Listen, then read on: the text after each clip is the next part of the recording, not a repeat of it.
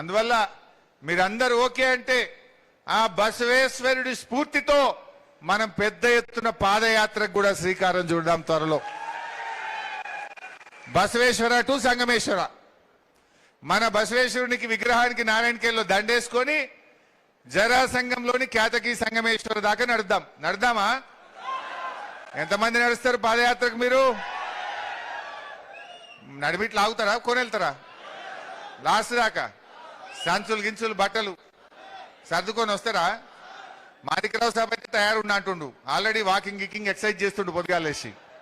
Zaheerabad MLA సాబ్ పొద్దుగాలేసి walking చేస్తుండు, exercise చేస్తుండు, ఇప్పటికి తయారైతుండు. మరి మీరు అవుతారా? ఓకే, చేద్దాం, తప్పకుండా చేద్దాం. ఈ ప్రభుత్వాన్ని ఇడిచిపెట్టేది లేదు. ఏం జరిగింది? ఈ రేవంత్ రెడ్డి మాట్లాడితే మొన్న మల్లవోయి ఒట్టు పెట్టిండు. భద్రాద్రి రాముల వారి మీద ఒట్టు పెట్టి చెప్తున్నా 117 గెలుతా అంటాడు. ఆ రాముల వారి మీద ఒట్టు పెట్టిన రుణమాఫీ ఏమైందో ముందు చెప్పు.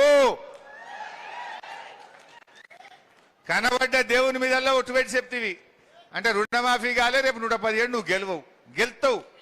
117 అంటే 1 1 7 1 1 1 7 గెలుతావు, 9 గెలుతావు. 117 గెలవు, 9 గెలుతావు.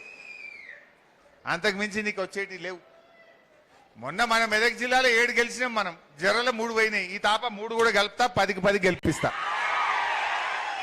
బరాబర్ గెలిపిద్దాం. ఓసారి రుణమాఫీ చూద్దాం. ఇక మీరు నిలబడ్డోళ్ళు జరుగురు బిడ్డ. ఏం చెప్పిండో ఒకసారి రుణమాఫీది ఒకసారి చూద్దాం.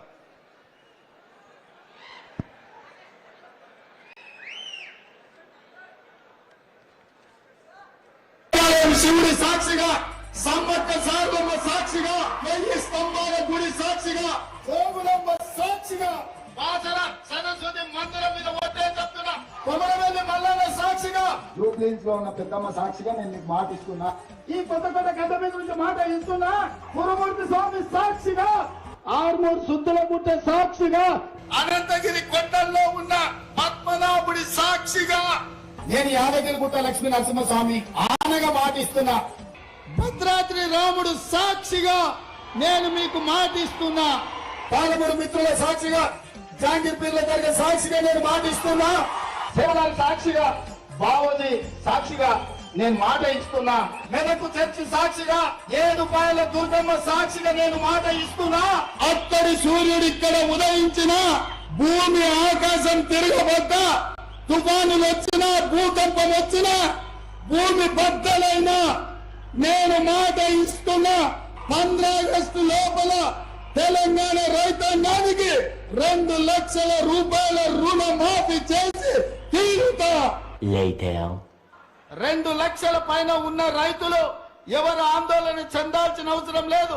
2 లక్షల పైన రుణమా ఉన్నవాళ్ళు 2 లక్షల పైన ఉన్న రుణాన్ని మీరు బ్యాంకులో చెల్లించండి. మీరు చెల్లించిన మరుక్షణం ఆ 2 లక్షల రూపాయలను కూడా మీ ఖాతాలో వేసే బాధ్యత మా ప్రభుత్వం తీసుకుంటుందని చెప్పి నేను ఆ రైతాంగానికి తెలియజేస్తున్నా. అయిందావే ఇలా కానోళ్ళు ఎందరో చేసి శైలి అవట్రు చూస్తా. రుణమాఫీ కానోళ్ళు 8 మంది కాలే.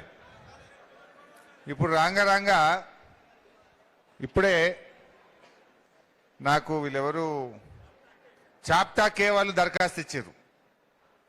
చాప్టా కేలోని తుకారాం రెడ్డి 40 మంది, మా 40 మందికి ఒక చాప్టా కే గ్రామము, మండలం నారాయణఖేడు, మాకు 40 మందికి రుణమాఫీ కాలే, జర అసెంబ్లీలో వాడిని గట్టిగా అడుగు అని నాకు కాగితం ఇచ్చారు. ఇప్పుడు ఇచ్చారు, ఇవాళ ఇచ్చిన కాగితం ఇది.